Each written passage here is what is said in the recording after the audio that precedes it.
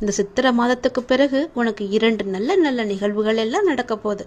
உன் வாழ்க்கையில நீ எதிர்பார்த்த மாதிரியே பல மாற்றங்கள் வரப்போகிறது. இது எல்லாமே எப்போது நடக்க போகுது தெரியுமா? இந்த சித்திரை வருட பிறப்புக்கு பிறகு நிச்சயம் உன்னோட வாழ்க்கை சந்தோஷமாக மாறும். அந்த முக்கியமான 2 நிகழ்வுகள் என்ன என்பதை நீ தெரிந்து கொள்.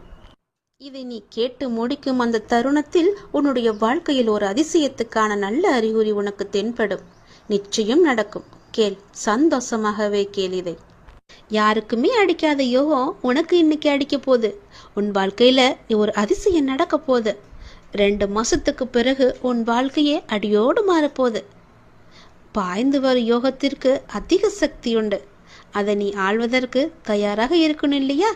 நீ எதிர்பார்த்ததை விட பல மடங்கு நன்மை உன்னை தேடி வரப்போகுது. எப்போது அப்பான்னு ஒரு நாளை குறித்து சொல்லுங்க அப்பான்னு கேட்குற இல்லையா? நான் சொல்கிறேன்.